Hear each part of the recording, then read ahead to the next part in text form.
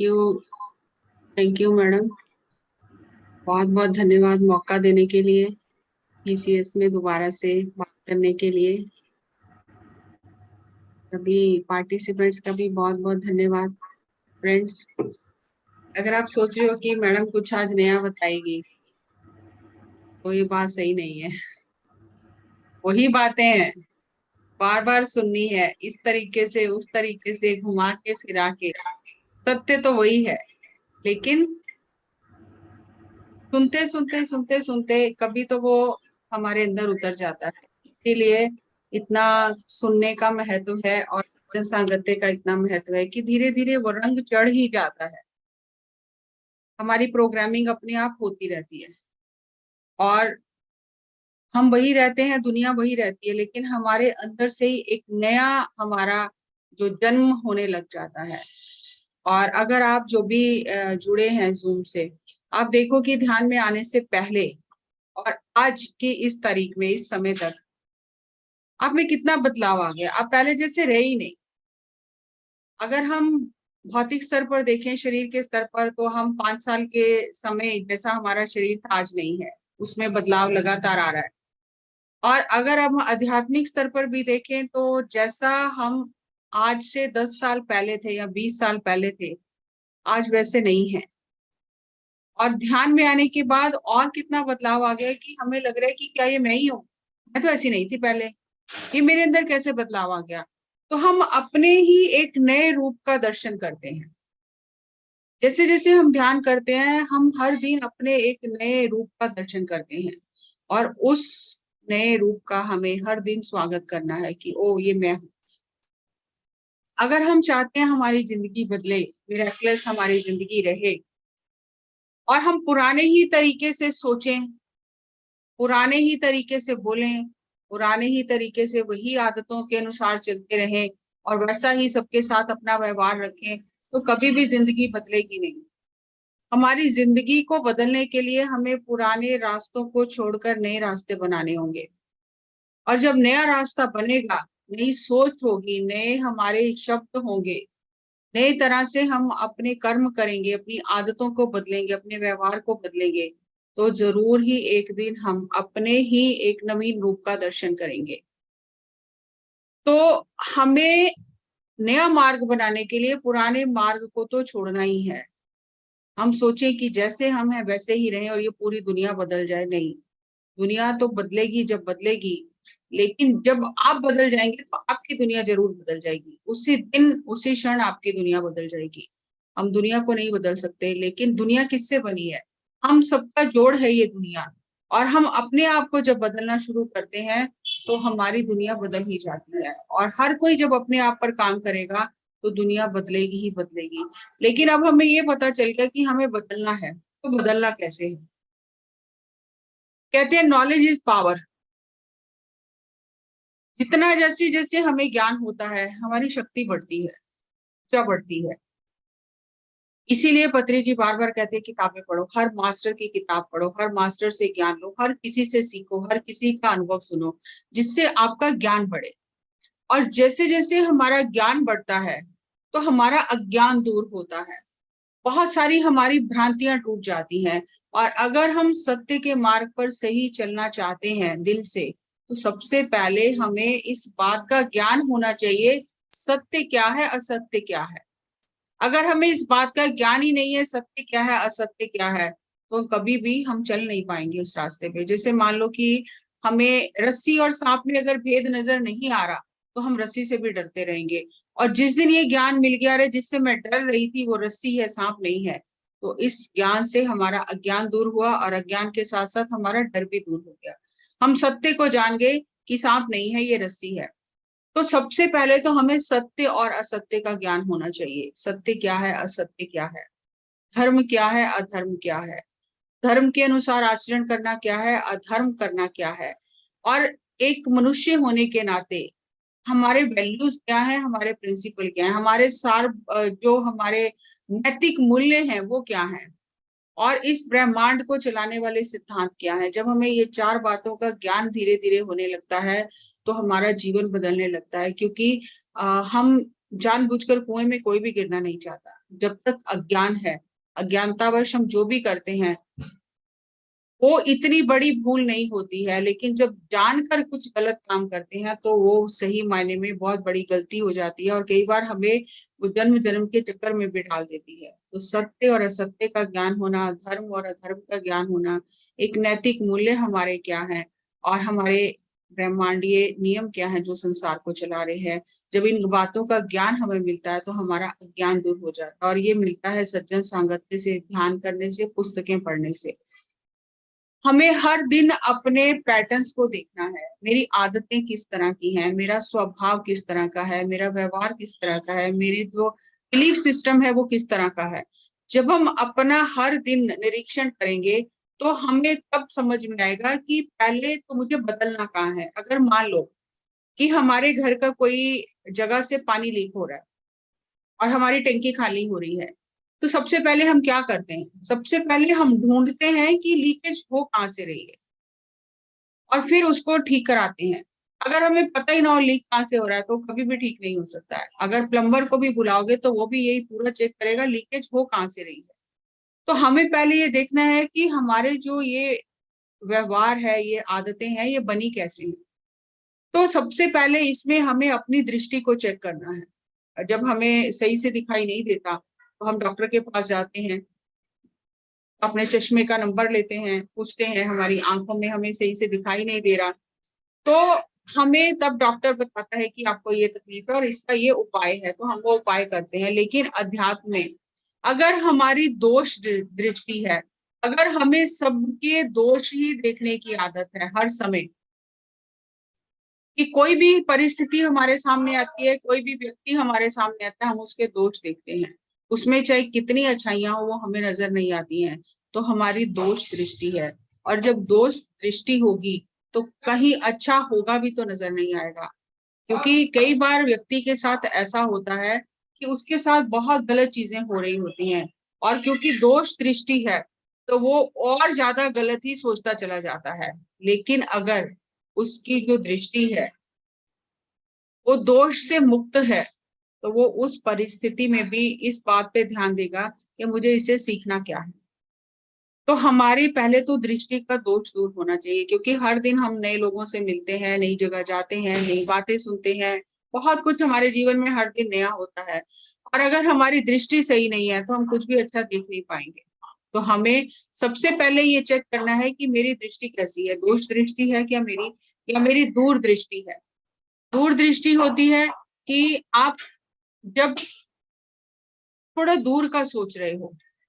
दूर का कैसे सोच रहे हो कि आज जो मैं कर रही हूँ, अगर ये मैं बात कर रही हूँ तो इसका आने वाले समय पर मेरे पर और मेरे परिवार पर क्या प्रभाव पड़ेगा। इसे कहते हैं दूर दृष्टि, कि थोड़ा आगे का सोचना। आज अगर मैं ये इन्वेस्टमेंट कर रही हूँ, जैसे हम इन्वेस्टमेंट करते हैं तो हम देखते हैं कि इन्वेस्टमेंट ये अगर आज इस कंपनी में पैसा लगाएंगे तो आने वाले समय में इसका क्या रिकॉर्ड है और हमें क्या वापस रिटर्न मिलेगा। तो हम दूर दृष्टि से थोड़ा देख के, आज खोजबीन करके तब उसमें पैसा डालते हैं। तो अगर हम जो जीवन में निर्णय ले रहे हैं, हमारी दृष्टि दोष से मुक्त है और हम दूर दृष्टि से देख रहे हैं कि आने वाले कुछ समय में ये इस बात का मेरे ऊपर और मेरे परिवार के ऊपर क्या प्रभाव पड़ेगा, तो हम फिर थोड़ा संभल के अपने निर्णय लेते हैं। जब हम अपना निर्णय संभल के लेते हैं तो हमारे जीवन के जो रास्ते हैं, तरीके हैं, वो बदलने शुरू हो जाते हैं। और फिर जब हम ध्यान करते हैं और सोच समझ कर निर्णय लेते हैं तो ध्यान करते करते एक स्टेज ऐसी आती है जब हमें अंदर से अंत प्रज्ञा होती है, अंदर से इंट्यूशन से पता चलता है, गट फीलिंग से पता चलता है, दिव्य दृष्टि से पता चलता है। तो तब हम चीजों को सिर्फ भौतिक दृष्टि से ही नहीं देखते, तब हम बहुत बिगर व्यू देखते हैं उन चीजों का, कि आने वाले समय में, आने वाले जन्मों में इसका क्या प्रभाव होगा। तो दूर दृष्टि से जब हम देखते हैं तो हमारा जीवन बिल्कुल बदल जाता है। हमें अब ये चेक करना है कि हमारी दृष्टि कैसी है, और दूसरा हमें ये चेक करना है कि मैं जो ध्यान कर रहा हूँ, मैं जो ध्यान मार्ग पर आ गया हूँ, तो इसमें मैं किस लिए ध्यान कर रहा हूँ, मेरा इसमें क्या स्वार्थ है।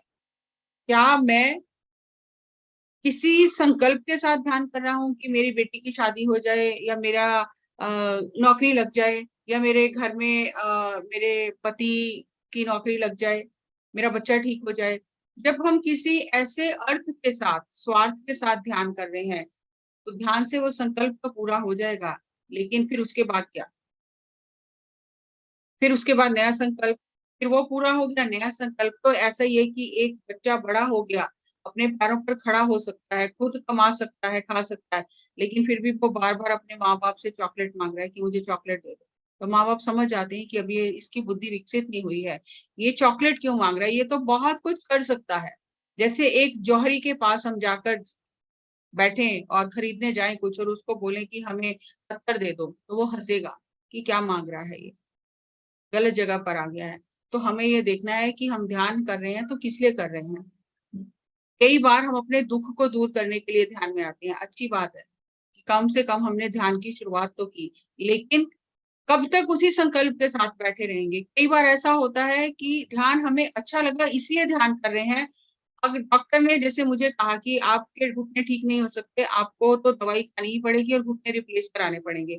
अब जब डॉक्टर ने मना कर दिया और मैं नई-नई ध्यान में आई थी, तो मेरे तो तब ये मन में भी नहीं था कि ध्यान करने से मैं ठीक हो जाऊँगी। क्योंकि डॉक्टर ने ही कह दिया था ठीक नहीं हो सकते हो आप। तो मैं दुःख के कारण ध्यान में नहीं आई। और कई बार हम दूसरों के एक्सपीरियंस सुनते हैं और दूसरों को प्रेरित करते हैं, जी आप ध्यान करोगे आपका दुःख दूर हो जाएगा, आप सब बहुत लोगों की समस्या दूर होगी, आपकी भी दूर हो जाएगी और हम ध्यान में आ जाते हैं। मान लो दूर भी हो गया दुःख। उसके बाद हमने जो दूसरा संकल्प लेना है, बड़ा संकल्प लेना है। फिर अब हमारा दुःख दूर हो गया, फिर हम कहें जी हमारा आप रिश्ते-नाते ठीक हो जाएँ, फिर हमें पैसा आ जाए, घर बड़ा हो जाए, बंगला हो जाए, फाइनेंशियल प्रॉब्लम सॉल्व हो जाए, तो फिर हम उन्हीं बातों में उलझे रहेंगे। कई बार हम अध्यात्म की खोज में ध्यान में आते हैं और हम तब भी सहारा ढूँढते हैं, भक्ति भाव हमारे अंदर होता है कि हम किसी पर निर्भर हो जाएँ, वो हमें रास्ता बताते रहे, हम उसके पीछे-पीछे चलते रहें, श्रद्धा से, भक्ति भाव से। लेकिन हमें असल में यहाँ तक ही हम पहुँचते हैं, लेकिन हमें पीएसएसएम में आके पत्री जी के पास आकर ये पता चला कि हमें आत्मज्ञान का संकल्प रखना है, ब्रह्म ज्ञान का संकल्प रखना है। अगर हम आत्मज्ञान का संकल्प लेकर मुझे इस जीवन में स्वयं को जानना ही है, ज्ञान प्राप्त करना ही है, तो जब हम ये संकल्प लेकर ध्यान करेंगे और हर दिन मेहनत करेंगे, तो बाकी सब चीज़ें छोटे-छोटे मनोरथ तो वैसे ही पूरे हो जाएँगे। छोटी-छोटी इच्छाएँ तो वैसे ही पूरी हो जाएँगी, उनको माँगना भी नहीं पड़ेगा। अगर हमारी जान-पहचान प्राइम मिनिस्टर से हो जाती है, तो क्या छोटे-छोटे काम रुकेंगे हमारे? किसी को इतना भी पता चल जाए कि इसकी बहुत पहुँच है, तो नीचे वाले लोग वैसे ही काम कर कर देते हैं हमारे। तो जब हमारी पहुँच आत्मा परमात्मा तक हो जाती है, ज्ञान की, ब्रह्म ज्ञान की हमारी खोज होती है, तो ये छोटे-छोटे संकल्प तो वैसे ही पूरे हो जाते हैं। और अगर हम इन संकल्पों में उलझ कर ध्यान करते रहें, तो हम ये छोटी-छोटी माँगे ही पूरी करते रह जाएँगे और आत्मज्ञान की ओर आगे नहीं बढ़ेंगे। तो हमें अपनी दृष्टि को देखना है और अपने संकल्प देखना है कि मेरा संकल्प है क्या?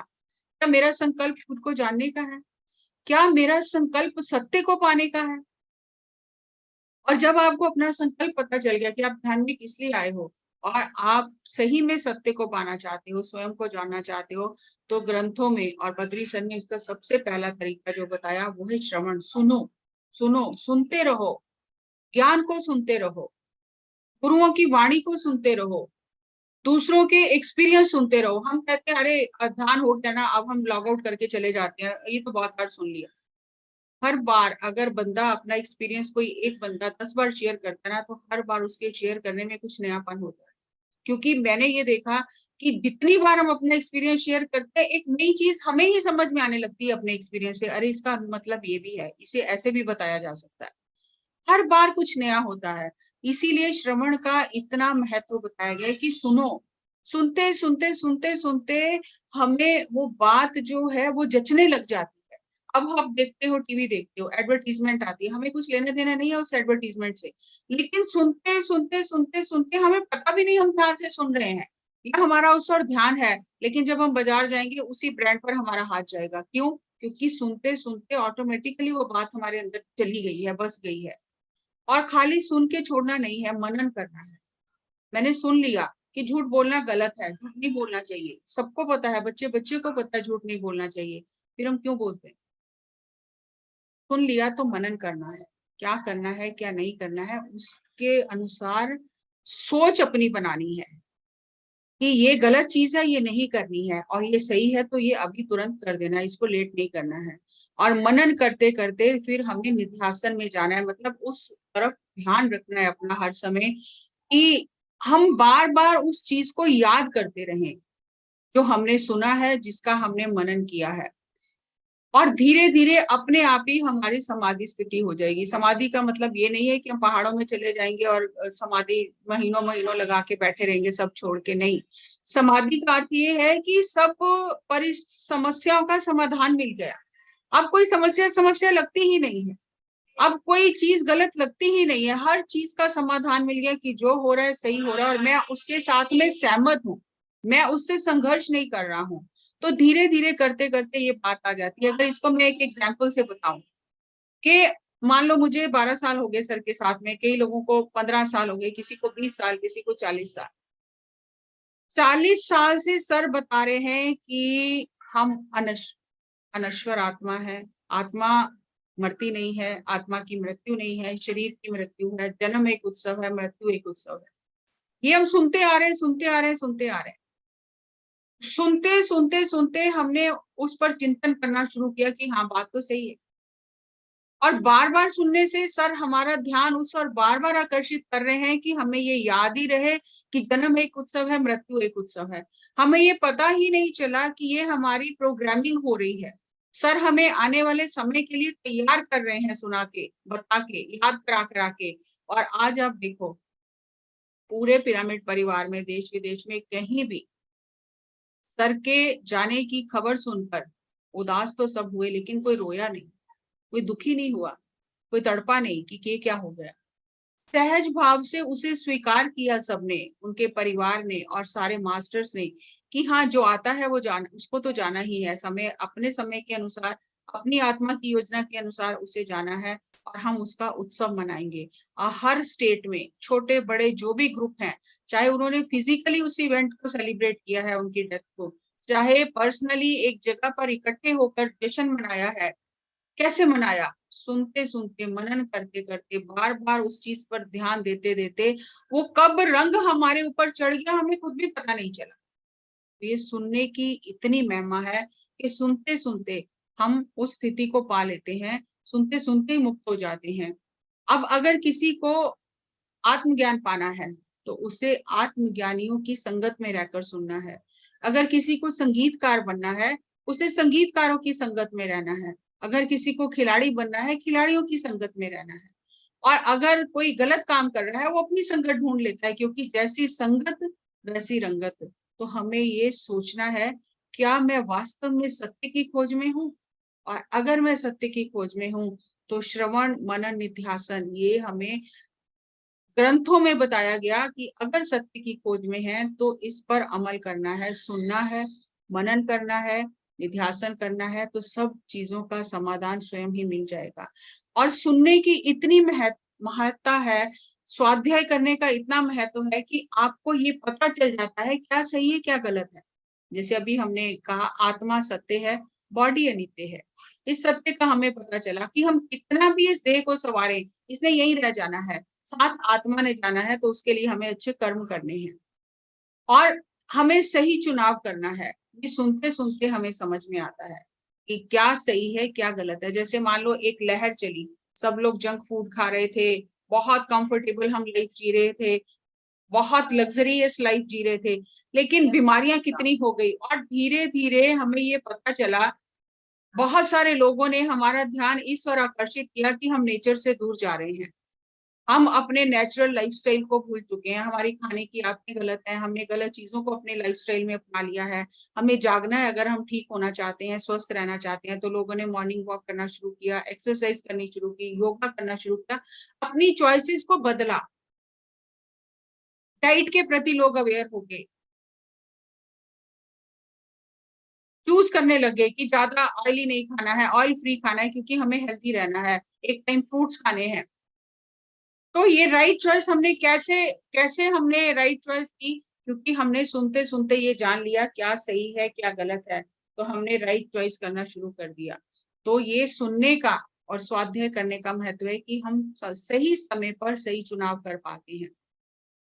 और हमारे ग्रंथों में ऋषि मुनियों ने हमारे जीवन के सभी पहलू को 4 भागों में बांटा है, धर्म अर्थ काम मोक्ष, जिसे चतुर पुरुषार्थ कहते हैं। अब हम चाहते हैं कि बच्चे माता पिता के कहने में रहें, संस्कारी बने, झूठ ना बोले, उनमें वैल्यूज आए, अच्छा जीवन जिए, अच्छे नागरिक बने। तो उसकी शुरुआत कहाँ से होती है? उसकी शुरुआत होती है घर से। क्या हम उनके सामने एग्जाम्पल बन रहे हैं? हम कह रहे हैं झूठ नहीं बोलना चाहिए, लेकिन कोई बात हो जाए घर में तो हम बच्चे को बुला के कहते हैं ये बात ना चाची को मत बताना। अगर पूछे भी तो मना कर देना कि मुझे नहीं पता। तो झूठ बोलना किसने सिखाया? हमने सिखाया। क्या हम बच्चों को, हम चाहते हैं समाज सुधरे, हम चाहते हैं दुनिया बदल जाए, क्या हम अपने घर से उसकी शुरुआत कर रहे हैं?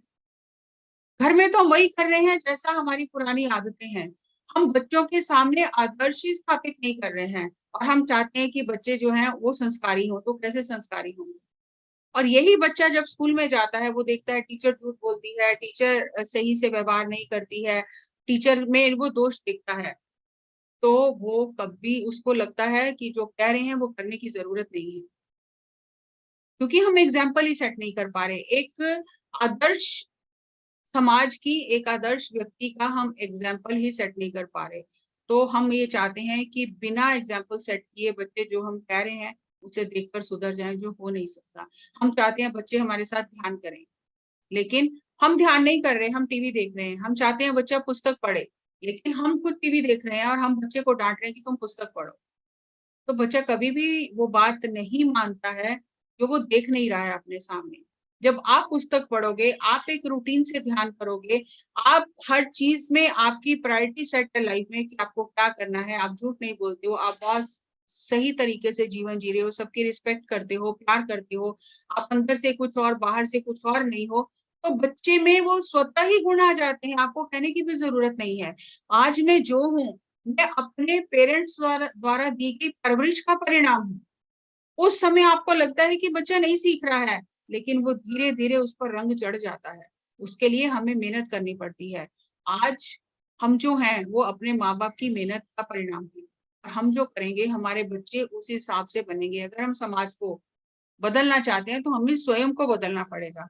और ह्यूमन वैल्यूज की हम बात करते हैं तो हमें वो बच्चों के सामने आदर्श स्थापित करना पड़ेगा। हम छोटी छोटी बातों में भूल भूल जाते हैं और झूठ बोल देते हैं।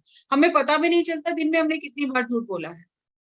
हमें प्रिंसिपल्स ही नहीं पता है, सिद्धांत क्या है हमारा। अभी आप अगर देखो तो बच्चे बहुत इस चीज को नोट करते हैं। घर में कोई बात हो जाए ना, तो जब बच्चे भाई बहन आपस में बात करते हैं, अरे पापा के पास मत जाना वो तो झूठी बोलते हैं, मम्मी के पास मत जाना वो तो कभी अपना प्रॉमिस पूरा करती ही नहीं है। वो बच्चे निकाल लेते हैं कंक्लूजन, और वो बताते हैं आपको कि आप उनके साथ कैसा व्यवहार कर रहे हो। लेकिन जब हम बच्चों के साथ सही व्यवहार करते हैं, वादे पूरे करते हैं, झूठ नहीं बोलते हैं, हम बात को बढ़ाते नहीं हैं, हम एक दूसरे की बुराई नहीं करते हैं, प्रेम से रहते हैं, दूसरे की गलतियों को नजरअंदाज करते हैं, तो बच्चों को समझाना नहीं पड़ता। वो उन चीजों को अपना लेते हैं धीरे धीरे, और वो अपने आप ही वो चीजें उनके व्यवहार में आ जाती हैं। तो ऋषि मुनियों ने ये ह्यूमन वैल्यूज हमारे अंदर डालने के लिए बचपन से ही ऐसे संस्कार देने शुरू किए, और हमारे हर एक जीवन के पहलू को धर्म से जोड़ दिया। अगर आप थोड़ा सा पीछे जाके देखो तो गर्भधारण संस्कार होता था, और उसके बाद में यज्ञोपवीत संस्कार होता है, बहुत सारे जैसे विवाह संस्कार होता है, अंतिम जो रीति रिवाज होते हैं वो भी एक उन्होंने एक बना दिया कि ये करना जरूरी है। हर चीज को धर्म से जोड़ दिया, आत्मा से जोड़ दिया, तो कि धर्म के अनुसार व्यक्ति आचरण करे। लेकिन आचरण से धर्म निकल जाता है और हम सिर्फ उतनी देर के लिए सुनकर वहां से वापस आ जाते हैं। हम बिल्कुल भी इस बात पर ध्यान नहीं देते हैं। जैसे एक सिंपल सा हमें उदाहरण हमारे सामने जो युग पुरुषों ने रखा, सब गुरुओं ने ये बताया कि हमें धर्म अनुसार सही विधि से सही तरीके से धन कमाना है। हर धर्म में ये लिखा है। क्या हम दूसरों को धोखा नहीं देते धन कमाने के लिए? क्या हम दूसरों का हक नहीं छीन लेते? क्या कष्ट नहीं देते उनको? उनका पैसा नहीं मार लेते कि हमारा तो घर भर जाए, दूसरे को तकलीफ होती है तो होती रहे? तो हम धर्म के अनुसार धन नहीं कमा रहे, और अगर हम धर्म के अनुसार धन नहीं कमा रहे तो वो धन हमारे लिए सुख लेकर नहीं आएगा, दुख ही लेकर आएगा, क्योंकि उसमें कई लोगों की बद्दुआएं जुड़ गई हैं। लोग मजबूरी में हमारे साथ काम तो करेंगे, लेकिन दिल से काम नहीं करेंगे, हमारे लिए अच्छा नहीं सोचेंगे। तो हमने धन कमाने का तरीका ही गलत कर लिया। इसीलिए हमें कहा गया कि धर्म के अनुसार अपना व्यापार करो, धर्म के अनुसार कमाओ, और कामनाएं जो हैं, आपकी इच्छाएं हैं, वो भी धर्म के अनुसार होनी चाहिए। अनलिमिटेड इच्छाएं, दूसरों का धोखा देना, दूसरों को नीचा दिखाना, ऐसी इच्छाएं अगर हमारे अंदर है कि मैं दूसरे को धक्का देकर उस पर पैर रखकर आगे निकल जाऊं, मुझे लोग जाने, और दूसरे को मैं जितना नुकसान कर सकता हूँ उसके लिए, उसकी मुझे कोई परवाह नहीं है, तो धर्म के अनुसार हम कार्य नहीं कर रहे। जब हम धर्म के अनुसार कार्य ही नहीं कर रहे, तो मोक्ष कैसे प्राप्त होगा? चाहते तो सब मुक्त होना है, मोक्ष प्राप्त करना चाहते हैं, लेकिन हम कर क्या रहे हैं?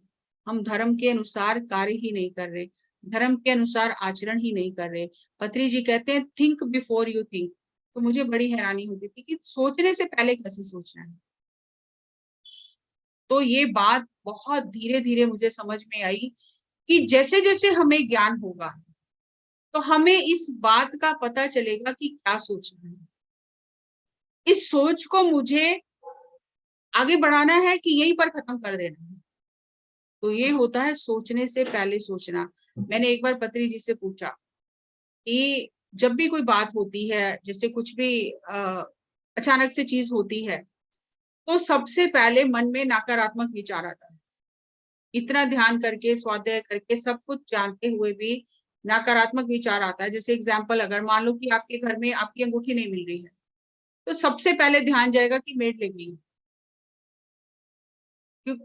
बहुत आसानी से स्लिप हो जाता है।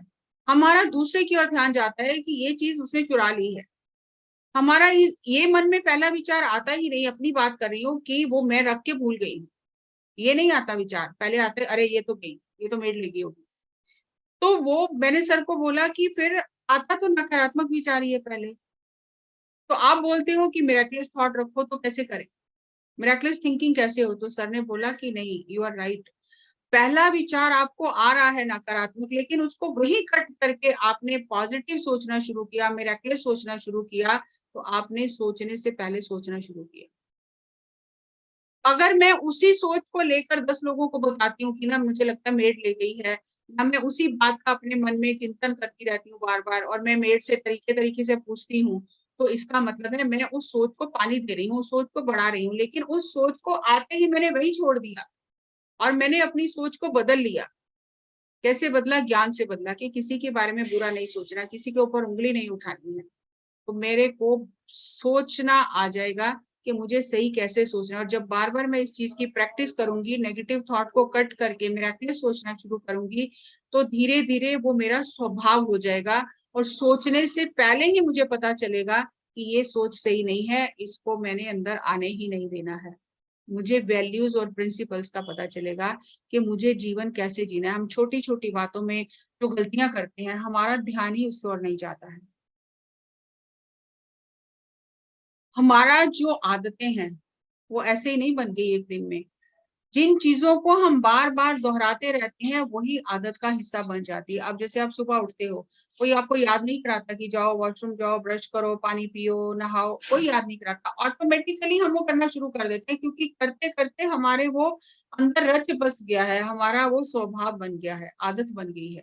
लेकिन कुछ नया करना हो, तो हमें बहुत मेहनत करनी पड़ती है उसके लिए। अलार्म लगाना पड़ता है, कुछ नया करना पड़ता है, कुछ लोगों की मदद लेनी पड़ती है कि आप मुझे याद कराओ, क्योंकि मैंने अपनी आदत को बदलना है। तो जो एक्सीलेंस है, जो सर्वोत्तम हमारा जो स्वभाव है, जो गुण है हमारा, वो एक दो बार करने से नहीं आता है। उसका हर बार अभ्यास करते करते धीरे धीरे वो हमारी आदत बन जाती है। जितना हम अवेयरनेस के साथ में जीवन जीना शुरू करते हैं, छोटी छोटी बातों पर अपना ध्यान देते हैं, उतना ही धीरे धीरे वो हमारी आदतें बन जाती हैं। जैसे हमने गलत आदतें बना ली हैं, ऐसे अब हमें सही आदतें बनानी है। और जैसे जैसे हम अवेयरनेस से वो सही आदतें बनाते हैं, तो फिर हमें उनके लिए मेहनत भी नहीं करनी पड़ती, वो हमारा स्वभाव बन जाता है। भलाई करना, दान देना, सेवा करना, वो हमारा स्वभाव बन जाता है। अब हमें सोचना नहीं पड़ता कि मैं ये कैसे करूं, कैसे होगा। बस हमने सोचा और वो होना शुरू हो जाता है। हम एक दिन में इतना सोचते हैं कि कोई भी थॉट मैनिफेस्ट नहीं होता। लेकिन एक योगी है, एक ध्यानी है, जो अवेयर है, वो कम से कम सोचता है, और जो सोचता है धीरे धीरे उसके हर विचार को ऊर्जा मिलती है और उसका हर विचार पूरा होने लग जाता है। आज से 40 साल पहले पत्री सर ने सोचा, शाकाहार जगत, पिरामिड जगत, ध्यान जगत, करते करते हर दिन एक कदम बढ़ाते बढ़ाते बढ़ाते उन्होंने वो अपने जीवन काल में ही वो स्थापित कर दिया। शाकाहार जगत, ध्यान जगत, पिरामिड जगत, और हमें जीवन जीने का मार्ग बताया कि हम अपने ज्ञान को बढ़ाएं, छोटी छोटी बातों में अपनी ऊर्जा व्यर्थ ना गवाएं, हम ह्यूमन वैल्यूज को समझें। और सबसे एक बेसिक वैल्यू जो है कि दूसरों को दुख ना देना, जीवों पर दया करना, हमें वही नहीं आया। तो उन्होंने उसके प्रति मानवता को जागरूक किया कि एक इंसान होने के नाते हम किसी दूसरे जीव की हत्या कैसे करके उसकी जान ले सकते हैं। तो ये चीजें धीरे धीरे जब लोगों ने सुनी, सुनते सुनते वो चीज अमल में आई तो लोगों ने उस चीज को अपनाकर शाकाहार अपनाना शुरू किया और मांसाहार छोड़ना शुरू किया, और शाकाहार जगत की ओर सब बढ़ते चले गए। क्योंकि जो हमारे अंदर जाएगा वही बाहर आएगा। जो बातें बार बार सुनेंगे, जो पढ़ेंगे, जो देखेंगे, वही बाहर आएगा। Garbage in garbage out. गलत चीजें अंदर जा रही हैं, गलत ही बाहर आएंगी, और सही चीजें अंदर जाएंगी, सही ही बाहर आएगा। God in God out. अच्छे विचार करें, अच्छी बातें सुने, अच्छी बातें देखें, अच्छे लोगों की संगत में रहें, तो हमें धीरे धीरे जीवन अच्छा होने लग जाएगा, और उसके लिए मेहनत नहीं करनी पड़ेगी। अब ये एक एक्सरसाइज है कि अगर हमें अपने पुराने पैटर्न चेंज करने हैं तो कितनी अवेयरनेस की, जागरूकता की और मेहनत की जरूरत है। मैं एक एग्जांपल बताऊं। मेरे घर में मेरा किचन में स्विच बोर्ड जो लाइट का है खराब हुआ, तो मैंने उसको चेंज कराया। अब जो पानी की टंकी की बेल का बटन है वो 3rd नंबर पे था और एग्जॉस्ट 4 नंबर पे। लेकिन जब उसने चेंज किया तो वो उसने 3rd नंबर पे एग्जॉस्ट कर दिया और 4 नंबर पे बेल बटन कर दिया। मैं जब भी सुबह उठ के चलाती हूँ मोटर, तो अचानक मेरा हाथ वो पहले वाले ही बटन पे जाता है और उससे एग्जॉस्ट चलता है। फिर मैं उसको बंद करके हंसते हुए दूसरा बटन ऑन करती हूँ, और 2-3 महीने हो गए बार बार मुझसे ये गलती होती है। तो मुझे ये लगा कि ये एक छोटी सी बात को बदलने के लिए मैं बार बार भूल जाती हूँ, और बार बार उस, क्योंकि कई सालों से आदत ही पड़ी है, हाथ ही वही जाता है, उसी बटन पे जाता है। तो उस बटन को बदलने के लिए मुझे इतनी मेहनत करनी पड़ रही है, इतनी अवेयरनेस चाहिए। तो जो आदतें जन्मों जन्मों से पक्की हो गई हैं, उनको बदलने के लिए कितनी अवेयरनेस चाहिए। ये तो बटन तो दिखाई दे रहा है, तब भी मैं गलत दबा देती हूँ। लेकिन जो चीजें दिखाई नहीं देती हैं उनके लिए कितनी अवेयरनेस चाहिए। जैसे अगर ये छोटी सी एक्सरसाइज है, आप कर सकते हो। अगर कोई अपने आप को देवजानी मैम अनम्यूट करके पढ़ना चाहे तो बहुत अच्छा होगा। कि हमारी आदत है कि हम जो लिखा है वही पढ़ते हैं, क्योंकि हमारा जो लेफ्ट ब्रेन है वो ज्यादा एक्टिवेट है, लॉजिक ब्रेन, और हमारा जो राइट ब्रेन है उसका हम ज्यादा इस्तेमाल ही नहीं करते। क्योंकि आदतों के हिसाब से चलेंगे तो लेफ्ट ब्रेन ही चलेगा। लेकिन जहां जहां बदलाव की जरूरत है वहां हमें कॉन्शियसली अवेयरनेस के साथ राइट ब्रेन का इस्तेमाल करना पड़ेगा। और अभी आपको जो कलर लिखा है वो कलर नहीं पढ़ना, जिस कलर से वो लिखा गया है वो कलर पढ़ना है। आप पढ़ के देखो, सरबजीत मैम आप पढ़ के देखो। 2-3 आप पढ़ो, 2-3 कोई और पढ़ेगा। इक्वली पार्टिसिपेट करना चाहिए जी हमें। मैम। पढ़ो। Green, green, red, yellow, blue, purple, blue, black, yellow. अब इसको सीधा पढ़ो, ब्लू, जैसे जैसे पढ़ते पर्पल, हैं। Yellow, blue, purple, red. अब इसको सीधा पढ़ो जैसे पढ़ते हैं। Yellow, blue, orange, black, red, green, purple, yellow, red bus और आप कहीं आपको फर्क लगा दोनों पढ़ने में? ऐसे आसान लगा, जागरूकता, वैसे थोड़ा सा सोचकर बोलना पड़ा पहले। अवेयरनेस क्योंकि के साथ पढ़ना पड़ना। क्योंकि वो आदत पड़ी हुई है। Yellow blue orange black red green purple पढ़ना बहुत आसान है, क्योंकि वो हमारा एक पैटर्न सेट है। लेकिन थोड़ा हट के पढ़ना, तो उसके लिए सोचना, अवेयरनेस चाहिए। सोच के, देख देख के अवेयरनेस के साथ में पढ़ना पड़ता है, तो हमें पॉज लेना पड़ता है बार बार कि ये क्या पढ़ना है। ऐसे ही दूसरी लाइन है, दूसरी लाइन कोई और पढ़ के दिखाए।